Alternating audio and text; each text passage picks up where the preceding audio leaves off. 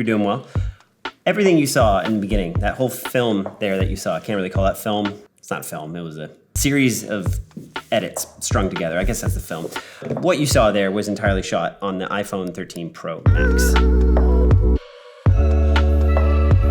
And if you guys know this channel and you know me, and it's probably why you're watching this, is I like to shoot on cinema cameras. Next week I'm shooting on the Alexa Mini, and I'm shooting on the FX9 right now, and most of my documentaries are shot on the FX9. So when the iPhone 13 Pro Max came out and it was being touted with cinematic mode, I didn't want to just do tests. I wanted to know, can I use this like a real camera in my film? There's been moments in my films recently that I've actually incorporated iPhone footage into it, whether it's my characters filming their own lives, or like this shot of this swimmer. We actually had a professional scuba diver on set, and the footage just wasn't turning out the way we hoped, so I jumped into the bottom of the pool with my iPhone 12, and we got this shot, and it looks awesome, and it's made it into the film. But more importantly, what I want to talk about today is cinematic mode. And introducing cinematic mode. Because that's the question I keep getting from everyone. In cinematic mode. Here's the thing, it's not real depth of field. It's computer generated. On a cinema lens, or even just like a photography lens, when you adjust your focus ring, you're actually shifting the focus, and your depth of field has fall off. What it means is, if you look at this phone here, if we get this in focus, my hand here is semi in focus, but the further I hold it back, the more soft it gets. But in cinematic mode on the iPhone, pretty much anything that isn't the main character, your person, just goes into the same level of depth of field. It's computer generated. Now, what's cool about that is for people who can't afford a cinema camera, mirrorless camera, or forward stills lenses, they can get the chance to mess around with the idea of depth of field. And again, I say idea because it's not true depth of field. I used this cinematic mode for one shot in the film, and that was this opening shot. But then after that, when my characters were backlit or I was moving around quickly, it just couldn't keep up. And there's times that cinematic mode is fun. Like I shot this video of my mom's dog. It's cool, but you can even see some of the grass in front of the dog is in depth of field when the rest of it isn't around it. So it gets a bit confusing. Or the shots of the leaves, cinematic mode just did not know what to do with it. Didn't know what the subject was and where to look. Now, what's cool with cinematic mode is you can kind of control a bit more of your exposure. There's some settings in there, so you're not having to click and do that little sun adjustment. There's buttons for f-stop, exposure control, and your lenses, which gives you some quicker control over your exposure. But overall, I just stopped using it after the first shot. And that's the really weird thing about the new iPhone 13 to me, is Apple's really pushing cinematic mode. We have this iPhone that is a professional filmmaking tool, which is exciting as a filmmaker. When to me, the most impressive part is just being kind of like a side thing that they mentioned, which is the macro mode. The macro on this is very impressive. I'm genuinely saying that. To me, the cinematic mode, I'm just not gonna use it. I can't sit here in front of you and say that I love it. To me, the most impressive part of this is the macro photography and the macro videography. Not only because the closer you get with this, the better the resolution the processor seems to give you out of the image and out of the skin tone, and you can start seeing pores in your person's face. It's really impressive. But you can get so close to your subject. You can see these shots here with Gregory. I'm holding the phone a couple centimeters from his face, and it's still in focus. I was holding the phone so close to the car here that you can actually see the reflection of the phone. Some of these macro photography pictures are really impressive. This little crown here, the thing is tiny, but you can get right up in front of it. It's gonna be really amazing for taking pictures of insects or flowers. There's actually some really cool applications for video in the macro mode in this, which you actually don't have to switch over to. You can just keep bringing your lens closer and closer to your subject, and it will change the focus. That to me is the most impressive part of this phone. Cinematic mode, because it's a computer choosing so much, I mean, it's cool that you can go change it afterwards, and I'm sure there's some processing afterwards to kind of clean up that hazy halo effect you get with it. But still, for me, I just can't and won't be using it for my actual films. But if you want to have some fun with it, then it works well.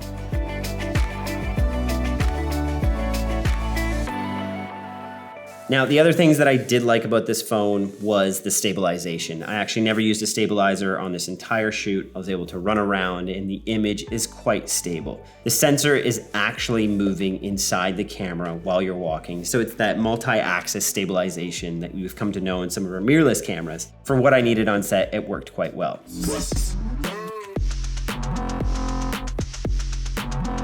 Now, the way I approach my films is usually with darker, more ambient, moody lighting. And I did find this phone needed more light than expected, or more than what I would traditionally use on one of my cinema cameras.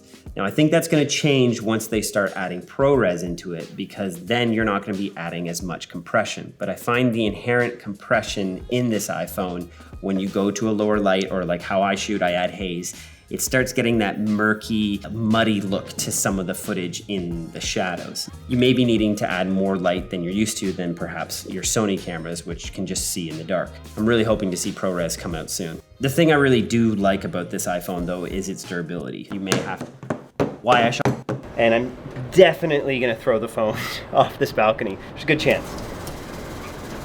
How I was able to get these shots in the shower and just wipe it off and run around with it and throw it in my pocket. It does handle a lot of abuse, especially like I mentioned that shot earlier. When I was 10 feet down at the bottom of a pool getting that shot, my phone has had no water damage. So there's moments where you can get the shot as a documentarian that you normally couldn't when you would have your cinema camera and you would have to set it all up. But again, coming back to cinematic mode, it's not going to replace your cinema lenses. I think it's a great opportunity for more people who haven't had the chance to shoot with a cinema camera to experience that extreme shallow depth of field. But it's not going to replace your lenses, because again, it has to figure out what is a human face, or what is the subject you're trying to shoot, or who is Joey the puppy, before it can actually create a proper depth map. And then it has to track it. And when you start moving really quickly with, you know, a lot of cinematic movies have a lot of quick movement, especially for me shooting so much sports like Greg here at the gym, I just could not have been getting these shots had I been using cinematic mode. I found for me too on this camera, I mostly use the ultra wide and the 1x optical lens. I tended to stay away from the telephoto lens because for some reason when I was using it, I felt like the image was more compressed. It almost felt like I had zoomed in on a sensor. Now inherently smartphones are always gonna be a little bit worse at low light because they just have such tiny sensors. But the photography on this in low light is impressive. So for me in the end, the iPhone is best used for photography for my applications. I shot these photos of Landon and I'm really impressed with the photography capabilities.